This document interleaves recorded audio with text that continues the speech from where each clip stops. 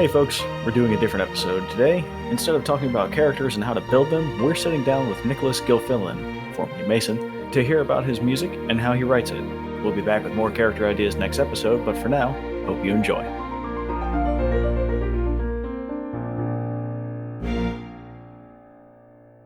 You've heard his name at the end of the show. He's the guy behind the music. Please welcome Nicolas Gilfillan. Hello! It's so great to be here. We are short a TJ today, but I did bring in our newest host, Nick. Nick, thank you again for joining us. Yep, y'all are stuck with me now. So yeah, I want to talk a little bit to Nico today and just hear about, kind of your creative process. I want to talk about, kind of your whole story. I think part of talking about interesting make-believe characters is talking about interesting real-life characters. So we figured we'd bring you in. Awesome. Fire away. Why don't you go ahead and start us off with just, your elevator pitch. Who the hell are you? Hi, so I am Nicolas Gilfillan. Used to be Nicolas Mason, but then I did get married, so I went through a little bit of a artist name change. I'm currently residing in the Houston greater metro area in Texas. I'm 23 years old. My hobbies include music composition, playing piano, or really any instrument I can play. Of course, video games, Dungeons & Dragons, and also an unhealthy amount of baseball. Interesting mix. Okay, I did not see the baseball coming up, but I'm glad you like D&D. That's what we do around here. Yeah, go Astros, by the way. So how'd you get your start in music? In music overall, it really started when I tried out for public school band in middle school. I essentially got on trumpet. It's actually kind of funny because I wanted to do trombone because it seemed simpler because it was just a slide instead of buttons. And they're like, oh, you'd be really good at clarinet. And I saw all the buttons in the clarinet. I was like, oh, you know what? I think I'll just stick with trumpet then. So I played trumpet for 7 years during middle and high school band. Starting my senior year of high school, I started self-teaching myself piano. I've been teaching myself that for 6 years. I'm on my 7th year now. And I've always tried music composition, but I always started way too big, never finished anything. But it wasn't until I got to community college, went to Alvin Community College. I hung out in the music lab with a bunch of friends, and one of them was like, hey, my older sister teaches middle school English, and she runs a D&D club over there. You want to do a D&D game with us? I'm like, D&D, isn't that for nerds? It is for nerds. It was October 2019. I went out to a coffee shop, created my first ever character. It was a light blue Dragonborn Ranger. And I have been with the same group for 5 years now. And it's because of that D&D group. A month later, I was like, you know what? What if I made a musical piece for one of the characters? Because I had just finished watching, at that point in time, all 5 parts of JoJo's Bizarre Adventure. And the point why I say that is because one of the main key factors of JoJo's Bizarre Adventure's success is how popular the theme songs for all the characters are.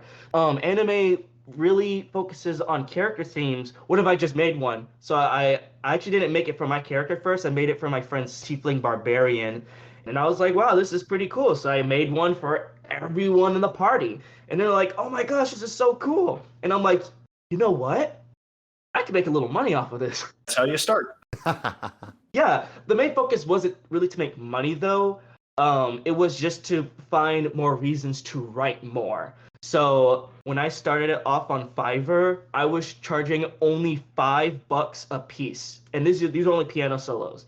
And it wasn't until right after COVID started shutting everything down, that's when I started getting a bunch of new commissions. And that's essentially how it all started.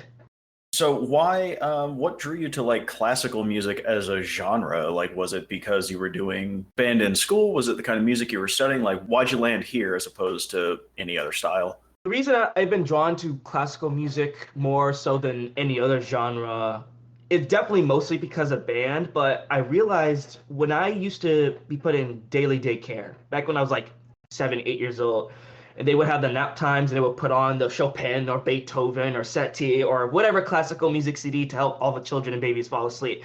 I did not fall asleep ever. I stayed up and listened to it. It was, I guess, enchanting in a certain kind of way. I really liked what was being played, and it was of course, band was a true catalyst, but then the piece that essentially changed my life forever, it was pictures at an exhibition by Moritz Moszkowski. It wasn't the original, it was the Maurice Ravel orchestral arrangement, but it was amazing. I kept listening to it on repeat, especially since the beginning starts on a trumpet solo, and I was playing trumpet at the time. So after that, I just really started getting into the classical vibe, at least for band's sake. And then once I started self-teaching myself piano, I was like, all right, I really don't care to learn pop music. So obviously the other answer is classical. Of course, there's a difference between the classical genre and then the actual classical era music. Oh, okay. The eras that I like for piano is mostly romantic and impressionism. And romantic is like right after Beethoven up to like 1900, and impressionism is like, I guess, 1940s-ish. I don't exactly remember. But basically, so like my favorite piano composer of all time is Claude Debussy. French impressionism god right there. I love his stuff. I find pieces like his and then other romantic era pieces more palatable for me to play. So I took the opportunity, my free period, to take a applied piano class. And since I wasn't a beginner, my piano teacher, he was like, I want you to learn this Mozart piece. And I'm like, whoa, that's that's very technical. It was Mozart's Sonata in F major K332. I mean, that was like the most like technically challenged piece that I've ever played. Mozart's music, it's very technical. You have to be very precise. It's you really got to think about it. I'm glad my music teacher did that for me, because now I've come to appreciate all sorts of classical music, regardless of era. From Baroque, back from Bach to contemporary. Very cool.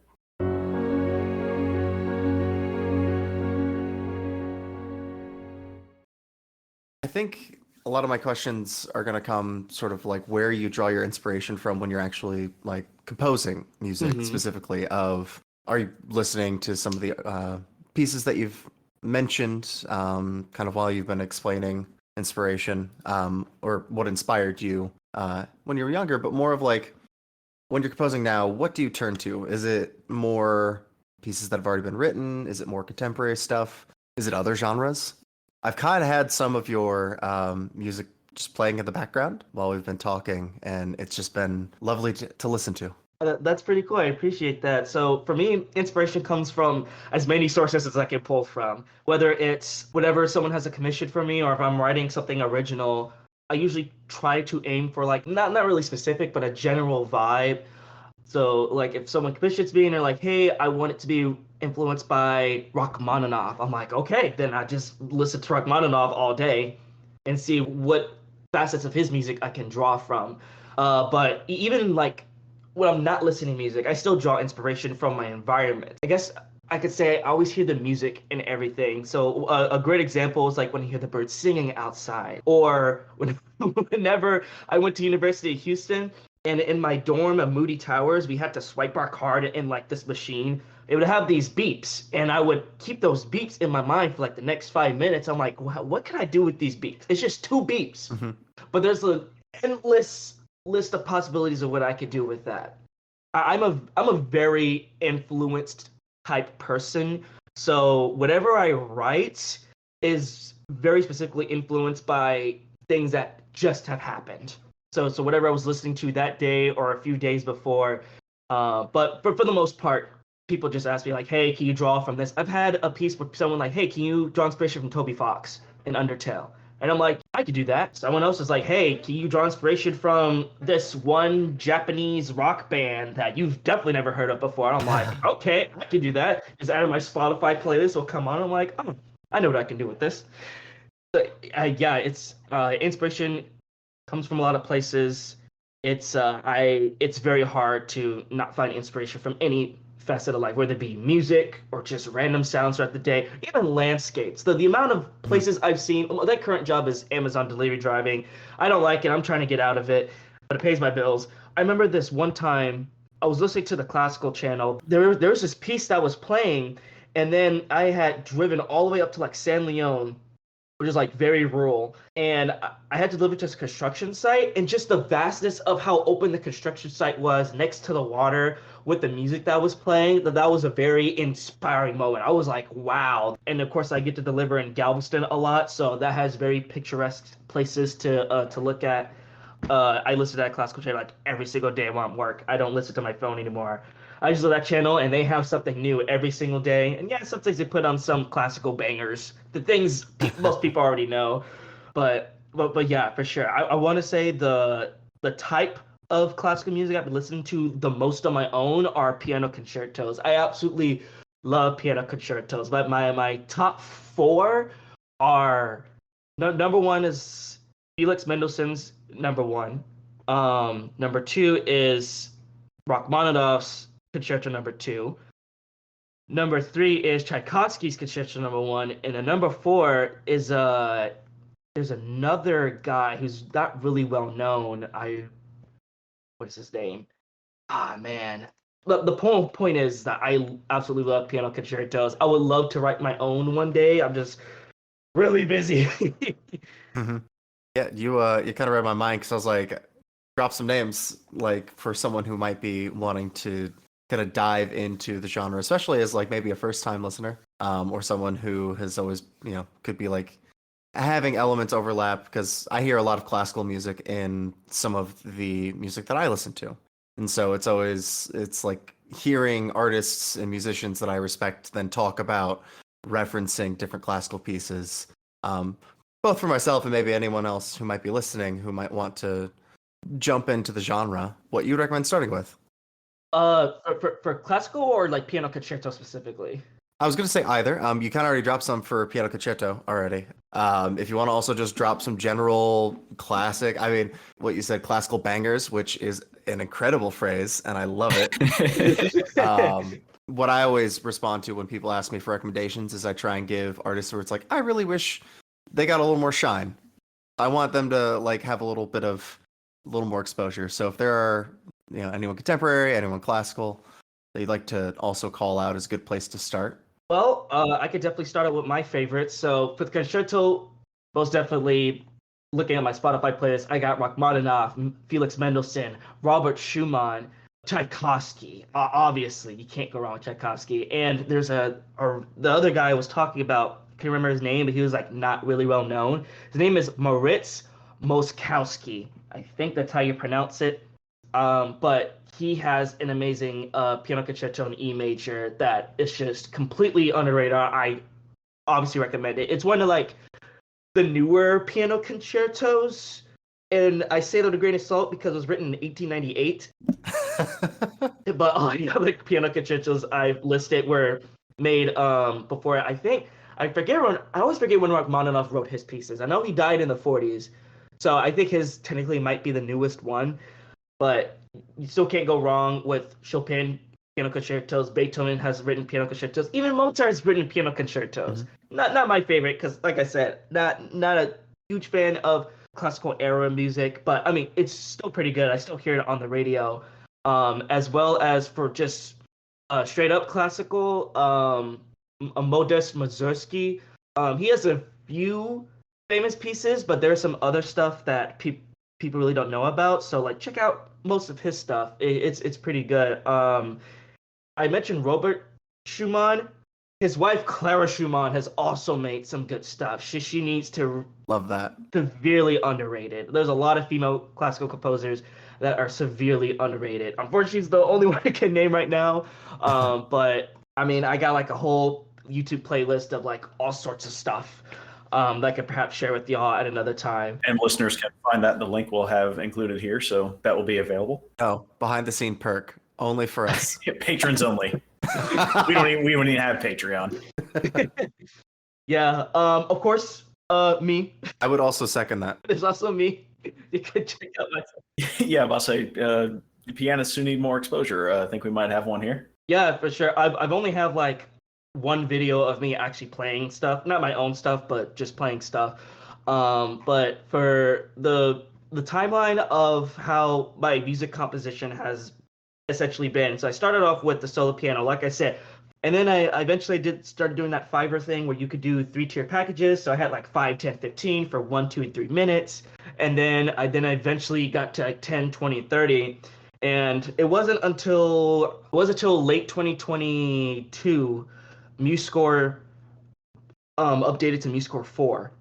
And that's when they added all like the nice good sounds. And yeah, I could have started doing orchestral earlier on a program like FL Studio. I do have FL Studio, but if you want the good sounds, it gets real expensive real quickly. And then MuseScore is out of nowhere just providing all these great sounds for free, rivaling Sibelius and Note Performer. So I'm like, okay, yeah, I'm gonna do a whole demo reel. And I put that out and I was like, all right, you know what? Let me revitalize by Fiverr, start making just a little bit more money. I'm about to start doing complete orchestral works. I was so hyped. I think I had I want to say about 20, 25 orders of solo piano before I started doing orchestral. I will say though, in the 1 year I did orchestral, I made 3 times the amount of money than the 3 years of just piano prior. Oh, wow. Oh yeah. It was insane. So I did that, and then of course you start getting to if you want full symphonies, which people are buying mostly that all the time. I got so many customers that could give me testimonies. It's crazy. But yeah, so whenever I did start on Fiverr, it was I specifically, and I still specifically cater to a specific audience, and that would be Dungeons and Dragons. I started out, the whole title was I can create D&D character themes for you, because like I said earlier, I was just finished JoJo's Bizarre Adventure. That really inspired me to really think about character themes, because I was really thinking about it in the case of I guess commercial ventures for stuff like D&D. Everyone has art of the characters. That's the number one thing people will get is art of their characters. Above all else, they will get art of the characters. And I was like, okay, so you have the visual aspect, and then the creative aspect comes from playing the game with your dungeon master. But what about the auditorial aspect? I really wanted to provide something meaningful and specific to that one person's character, whoever it might be. So that's where I started.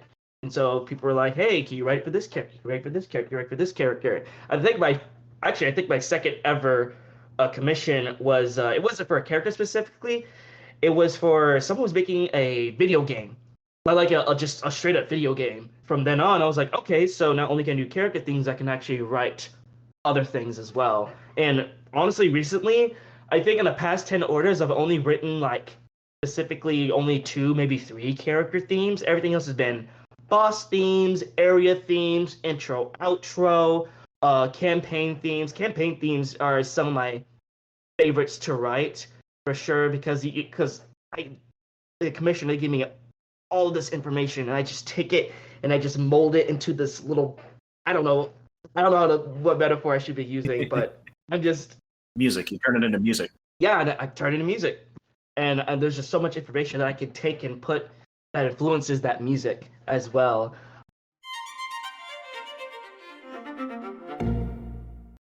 Oh gosh, I got a story for y'all. So I did piano only for quite a few years, and I will say there definitely were bumps in the road, and I mean some huge bumps, dude. I think only after 5 months of getting orders, I hit an 8-month drought of nothing, absolutely nothing. The only reason it picked back up again is because I was part of a campaign. Although during COVID, I joined another campaign. We'll call it Campaign B. Campaign B. So Campaign B had the DM for that was also a player in Campaign A. So I was part of his game, and then after 2 months, I was like, I mean, I really like D&D, I really do, but I just couldn't find myself doing more than one campaign at a time. So I was like, hey, I'm just gonna go. I need to focus on other stuff. And then so they replaced me with this person named Sly Alexius. And they were like, oh, okay, hi, bye, you're replacing me, whatever. Fast forward 7 months to Super Bowl Sunday of 2021. Yes, I say that because I was literally going to someone's house to watch Super Bowl when I got this message. Apparently, the DM of Campaign B got into some beef with the DM of Campaign A, leading to the DM of Campaign B kicking out some players while leaving Campaign A. So now that campaign was done for, and Campaign A were like, well, we need someone to replace that other guy. So Sly Alexius, who had replaced me, now replaced that other guy in that campaign. So now I was playing with them regularly. They found out that I wrote music, but I haven't had anything, and they said, "Hey, can I advertise for you real quick?" And I'm like, "Yeah, sure, that's totally fine. Go ahead and advertise me." That day, I got not one, not two, but 3 orders on the same day. 3 commissions. One from that Sly Alexius, one from one of Sly Alexius' friends, and then one just random person. So I was like, "Oh my God, I'm making mad bank. This is amazing." I mean, not really, but I was like, "Oh my gosh, I can actually like write some stuff." Yeah, coming out of a drought, I imagine it's pretty exciting to have work come back in like that. Oh yeah, for sure. So after I did those 3 commissions, Sly Alexius commissioned me again and again and again, like 4 times, and eventually I was like, "Wow, I mean, we're in the same campaign. You're commissioning me on the side. We keep talking. At first, we were just gonna be party members, but now we're kind of like friends." And they're like, "Yeah, friends." I'm like, "Oh, okay, cool." So after I graduated out of community college, I went to U of H. There was a COVID year. That sucked. But then the next year, I became a resident advisor. I moved in about 3 weeks before everyone else did to the dorm.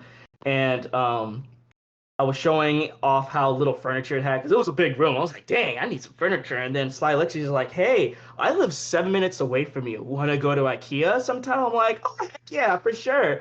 Um, Long story short, that Sly Alexius is now my wife. Congratulations. Hell yes. Yep. What a roller coaster from the D&D campaigns, tore each other apart, and then formed a marriage on the other end. Yes.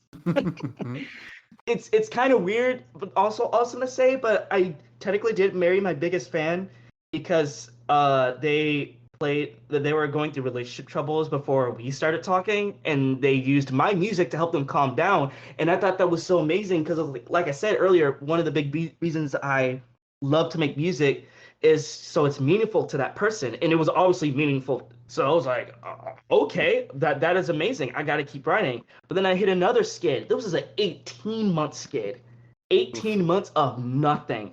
So eventually, I finally went back and I was like, okay, let me get this started again. Because Musical 4 had just came out, and then my last piano only commission was an author. He wanted something for his audiobooks. I do have the orchestral stuff right now. So I remade all of his stuff that he commissioned for me in orchestral, gave it to him for free, put it in my demo reel, and then yeah, it just started there. I never really had a skid ever again. Nice. I've gotten consistent orders. Yeah, it's amazing. So that like the D&D helped me kickstart my music career, I guess you could say that, as well as I met my wife. It's insane to think about how much D&D has an influence in my life, even though at first I was like, "Yo, I don't want to play a game for nerds." That's really cool. Because I was one. I mean, ain't that just how it goes? You start at one level of nerddom, and then you just slowly kind of descend the ladder, or ascend. You could think of it that way, actually, I think. Yeah, just for like, sure. well, I could do this because there's another thing just beyond it. And then you start doing that thing. And It was a whole sequence of events. yep.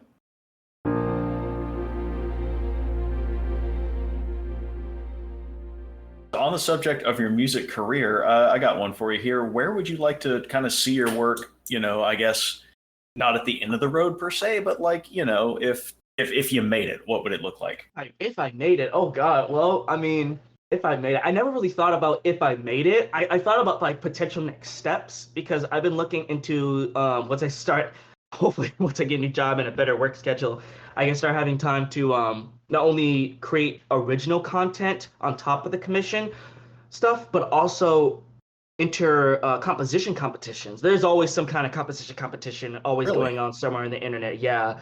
And they don't have a better name for it than that? Music.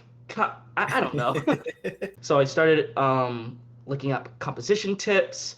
Been looking at these like huge 500-page like books from the 1980s, like Samuel Adler's Guide to like Orchestration. That's been really helpful. There's been YouTube channels like Ryan Leach who really helped me out with techniques of how to write like a whole orchestra, how to write for strings, winds, percussion. That's been really helpful. So I definitely didn't learn all of this on my own. I really had to take the dive into research as well as connect with other composers. This is I currently have this Discord channel called Nico's Fan Club. I was getting it only really came about one because I like attention, I'm not gonna lie, but also two, I wanted to have a central place where I could post all of my stuff because I found myself sending whenever I had a new video from a commission, I would send it to like 7 different DMs and 3 different servers. And I was like, what if I just have my own server and then all my fans could be there? It kind of seems self-centered, but it also just efficiency-wise, makes sense, made sense. Yeah. So I made it, I think, September of last year, and oh my God, it was the best idea I've ever had. Now it's like, fans, people who commission me, my real life friends who are also supporters. They're in there. We're always having a good time talking, and then whenever I have new content, I put it out. The interaction process between me and customers has been, I love it so much. I just love involving them in the creation process. And I mean, if you're on my server, you'll find me like whenever I am working on stuff, I'm streaming it half the time. Honestly, I'm like, hey, come hang out. I'm working on stuff. It's really motivation to help me get stuff done on time.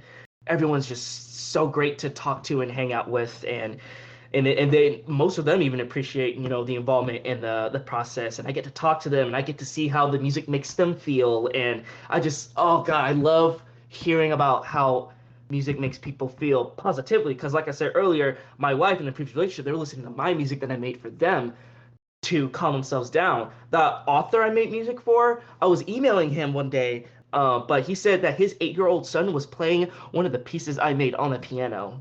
And I thought that was so cute and wholesome and so cool. And then one of my repeat customers, when I made them their second commission, she said she played it for her grandma, and her grandma wanted to print out the sheet music and frame it on the wall because she loved it so much. Wow. I never really thought of myself. It's so funny.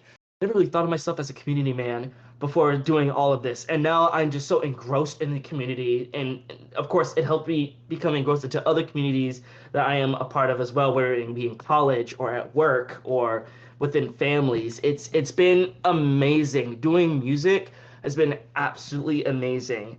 I guess it's because the way music kind of touches our lives, as you've been describing. It's a way to like, I can't think of a good way to describe it, but yeah, it makes sense that like that is your way to form these connections, because it's such a visceral thing you can achieve with these sounds, Yeah, it's really touching to see how music has, especially my music, has touched other people in their hearts, in their minds, and it's been quite the ride, but it's been a ride that I so welcome.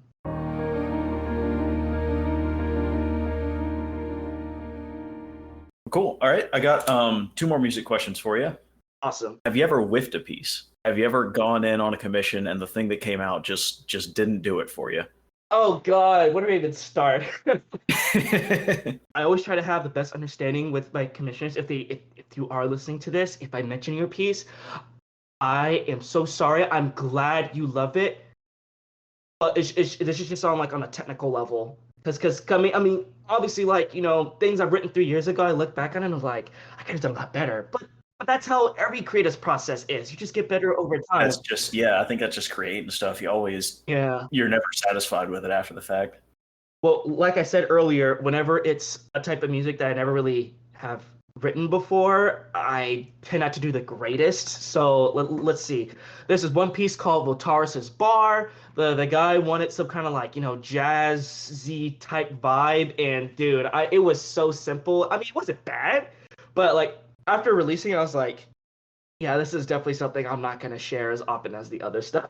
But hey, you liked it. I mean, I got perfect 5 stars on my Fiverr rating, so That's I good. mean, no one really could complain. Let's see what else.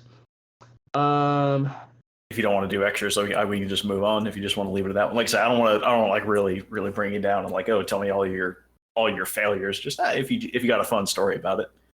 Pillory yourself for us. And the audience.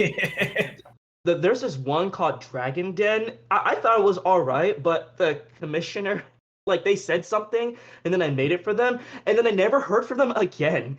And Oh. this is not the first time where like someone will order something and then you never hear from them again. So whenever you deliver it, they have 3 days to accept it. And then if they never like respond, it just automatically accepts and then you don't get a review, you don't get a tip, you don't get like anything from them saying like, "Oh yeah, I like it." It just charges them and then that's it. So that's not necessarily a music thing, but I am kind of iffy about that piece just because how that whole thing transpired. On the flip side, then, which piece would you say you're most proud of, and why is it this show's music? So there is I can't get off of this podcast without telling y'all about one specific commissioner. I mean, I already told you about my wife, but that's a whole other thing. Yeah, do you still charge your wife commissions? They haven't commissioned me since then, but I wouldn't say this is necessarily the best pieces, but it's definitely something I'm most proud of. I get a message from this guy, Jonathan. I want to see if you could do a 12 theme order. And I was like, that's a whole album. All right, I'm up for it. So we went on like a 3-hour Zoom call later that day. He was awesome to talk to. I was like, yeah, I could do that. So 3 months later, I pumped out an album called Tales from Fairy. And like I said, they're definitely the best pieces because I have gotten better, but it is the thing I'm most proud of because holy moly, it is 34 minutes of music. It's a whole album worth of music. And it's just amazing how I just was able to create he wanted it for like he had an arc where his like party of elves were going into the Feywilds to find the lost elf god Corellin, and so he had me create a bunch of themes for like a campaign theme, and then we had like an overworld theme, and then we had quite a few boss themes, and then like pieces 4, 5, and 6 are called the Lich's Sonata. These are definitely the most proud of because he said he wanted like sonata type movements. The first one being for the character, the second one being for like a tea party Alice in Wonderland from Hell type like situation, and then the third movement being like the actual boss battle for that character as well. And so there's motifs that I flipped around in between pieces, and then there's even more pieces, and then the last 2 pieces, this is my favorite part. This is what he did. So piece number 11 is when the party finds the elf god Corellin, but he's like in shambles, like a shell of his former self. So it's supposed to be like brooding, sad. It's supposed to tell a story. However, the 12 piece was not even a guarantee for the party to hear. If the party has succeeded in like, I guess, reestablishing him in the pantheon of gods, I'm not exactly sure how it went down, then they would get the 12th bonus piece called Atonement. And so it was supposed to be essentially what Lord of Cowardice was, that first piece about Corellin, but a lot more triumphant, a lot more, I guess, godly. And it even included motifs from the Lich's Sonata because that person that the sonatas was about was one of Corellin's children. So I had such a fun time mixing around all sorts of motifs. That's interesting to think about, like the music as a campaign reward. Like, yeah, the thread that the party follows can determine which pieces out of this album they actually get to experience. That's interesting. But music, I can't reiterate this enough. Music is amazing. Doing it for D&D, I still do it for D&D mostly. That's what I advertise towards. I do want to say this. Whenever I started, I searched up D&D music on Fiverr. Only one other person came out. Now there's about 20 people. For everyone who's listening, I'm not a big, like, in-your-face advertiser, but the one thing I will say, what you will get with me is the real personal aspect of it. I really, and all the other customers can attest to this, I really care about what is being written. I really care about what the person wants, and I will do my dang diligence to make sure that you get what you want, and I'm going to pour my whole heart into it.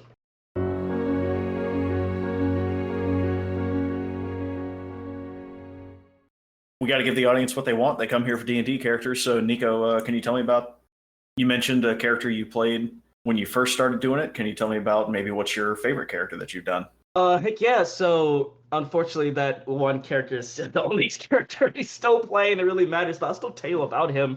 So he's a lightning dragonborn ranger. His name is Nikos Vastropis. The reason I went with Nikos is because my piano teacher, as eccentric as he was, he mentioned that he had a friend named Nikos. It was Greek, and I'm like, okay, sure, I'll make a Greek-centric character. And so Vastropis was like a combination of Greek words that basically means like lightning mountain. I don't know, but since it was my first time playing D&D, I really wasn't into like really creative aspect yet, so it was basically just based off me. And so definitely my favorite and really only character I've made and play from scratch. I mean, I guess playstyle. I really clutch to that bow. I think I'm like a Colossus Slayer. I forgot what the subclass is, but basically I get that use that role where like if I'm attacking someone that has less than 100% health, then I get like an extra 1d8 added to it. My first experience with D&D was really nice. Not only pretending to be someone I wasn't, even though that person was essentially just based off me. And so I also akin Nikos's theme to basically be my theme. I've had a theme. I really like it. Playing D&D with my friends is just a lot of fun. We're currently in the middle of my arc where so basically the story is I was in this city called Alder Peak. I know Dragonborn, they're usually like very clan centric. They don't go away from family, but my mom went away from family for some reason, and so I was born to a single Dragonborn mother. Didn't really grow up in any of the Dragonborn. Met my party. There was an undead crisis, zombies outside the city, undead rats, going into shops. So we were taking care of that, and then there was a fiend in the government, and then he framed us after I found my missing mother in the Underdark. Apparently, there was a whole Underdark underneath the city. Who knew? Oh my god. We have to flee the city, and so essentially the last like 2 years of the campaign have been trying to find help to take back the city of Otter Peak to rescue. Well, my mom, I think mom's fine, but basically just trying to like amass an army. So now we're all the way across the whole world, across the sea in Draconia, where all the Dragonborn are. Apparently, the family that my mother had fled was like one of like the most powerful, noble, like Bridgerton-esque families in the entire Draconia. Okay, and so now, blasted Frederic summoned his Pomsky half dog, half demon patron into the middle of the foyer, and now the whole estate is on magical lockdown. And so that's essentially where we left off. But it's, oh my god, it's so much fun, especially when it's about me. Again, I love the attention. I'm not gonna lie. When it comes to like combat, I'm just usually like in the back, just firing arrows, doing the Sacred Flame. I thought Sacred Flame was a lot more powerful until I played Baldur's Gate 3, and then I miss it like half the time with Shadowheart. I'm like, I thought Sacred Flame was supposed to be like the go-to. This sucks. I mean, typical D&D group composition. You got your bard, you got your tank, you got your archer, you got the guy who's really good with like magic and whatnot. We got the beach episodes, we got the library on fire and hell episodes, we got the getting pets, we purchased our own deed to this random tower, and then there was a witch that lived in a shoe-sized house that we had to fight. I also found out that my character's father is Bahamut. Yeah, so that was a whole, because I was like, hey DM, I only have a single mom. Do that with information what you will, and of course that was a mistake from the get-go. It's always a chance you take, leaving gaps in your backstory. Yep, for sure. But I mean, it was based off my actual life, so that's why I was like, yeah, I'll just make a character based off me. What could go wrong? Oh God, I'm a child of a god. That's why I'm so short. Okay. Do you have any characters you think you'd like to make? You want to ever move on from this one you've made? Have you got any ideas kicking around maybe you think might be fun? Well, I mean, the closest I've gotten to are the ones I made in Baldur's Gate 3. Of course, my first character in Baldur's Gate 3, my first like playthrough was with Nikos, but I made him a beast tamer instead. I'm not sure why. Oh, I did have like this other campaign with my current DM that we kind of played. I made a human monk who invented a baseball variant, like in a D&D world, called Staff Ball.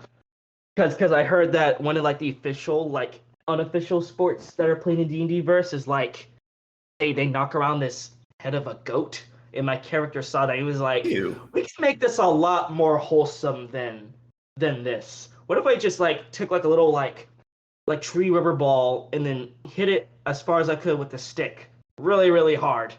And then it just became a whole thing. So yeah, that's how much I love baseball. I will put it into D&D if I must. Very cool.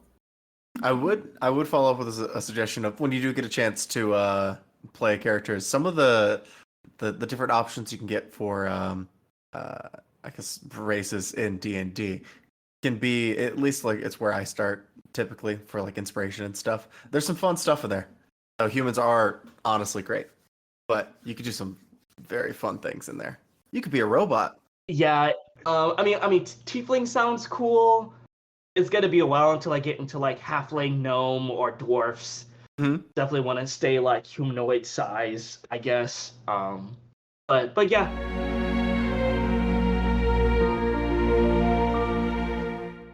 Okay. Do you got anything else you wanna plug? You wanna talk about before we close out? I'm out of questions. That's all I've got for you. Yeah, Nicolas Gilfillan on YouTube. I have basically all the commissions I made with everyone's permission, of course. I don't make any money off of anyone's commission. I just post it there so other composers can read it with sheet music because I love score videos, and as well as just like, hey, yeah, check my YouTube channel. It's so easy to share with other people. But now I finally have my own Spotify, but there I can only put like my originals. So I'm planning to put my my old campaign suite on there, and then I'm going to eventually release like 3 to 4 volumes of the orchestral remakes of that. So I'm gonna put that on my Spotify as well.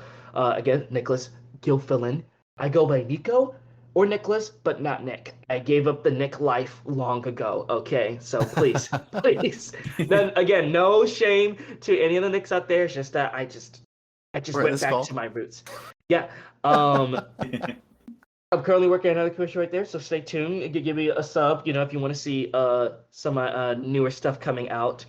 And of course, I will, in my description, you will find a link to my Fiverr if you would like to commission me yourself. I go through Fiverr because it's just a great motivator having the time limit there, and also the money is nice. Like I said earlier, I really don't do this for money. I use Musical 4 to write everything. They just had an awesome big update, so can't wait for that to happen. And then the next update is supposed to have percussion sounds as well added into it, so I can't wait. It's just going to absolutely evolve how I write music and the things I can write for other people. I do mostly high fantasy, that's my specialty, but I also write for video games, books. I can write for podcasts. Obviously, you heard my music before you heard me start talking in this episode. Yeah. And I'm thinking of like doing my first piano concerto off of the Beyond the Character sheet music. Also, that's also on my YouTube channel if you want to listen on repeat, uninterrupted. Without my annoying voice in there. Well, I mean, I wasn't trying to. I'll say it. I'll tell you. If you want to listen to the music without me getting in the way. But yeah, maybe when that package comes out and you got some updated instruments, maybe we'll come back around. We'll buy a new round of sounds off you. For a new season of the show. Oh, a new season, you say? Oh man. Should they get rid of me? No. Due to negative feedback. Yeah. The reviews are in. Too many nicks. I will say oh my god. I will say every time you release a new episode, I immediately share it on my server. I'm like, guys, look at this. It's not just because the music's on there, but I actually do like the content y'all have been providing, and I listen to it every time at work. I'm like, yeah, I mean, hey, I'll put this on. I'm like, wow, there's more aspects of D&D I really didn't know. And it's really good content. These guys have actually really good content. Like, please actually listen for their content, not just for me. I mean, I don't mind if you listen just for me, but please listen for their content as well. It's actually like legitimately good content. I should have to start making more episodes then. for real. I think that's it. I plugged everything I needed to plug. Right. I said everything I needed to say. Like, yeah, all my inspirations, why I started, the fact that I married my biggest fan, and adorable. I love that. Yeah.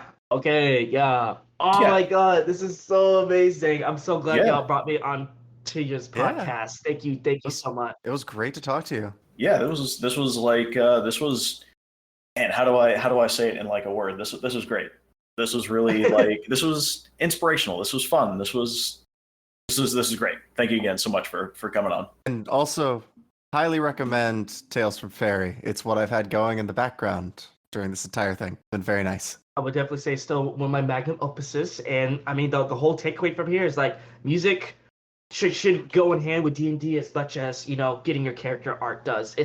I believe it's an absolute part essential function of the whole campaign. I mean, you can have it to where like it's a character, boss battle theme, whatever, play in the background, whatever you want. Just have it to yourself. But I mean, getting alongside character art, I couldn't recommend it enough. Very cool. Well, thanks again. Yeah, thank you. Of course. Thanks for having me.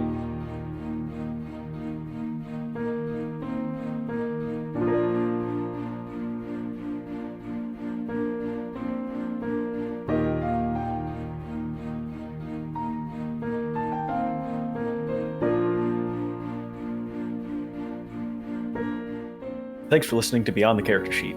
We hope this episode has inspired you to create and play someone fun. This show's music was created and provided by Nicolas Gilfillan. Find his work linked in the episode description. Contact us at btcs.hosts@gmail.com with your questions and comments. Join us again next episode for more Legends in the Making.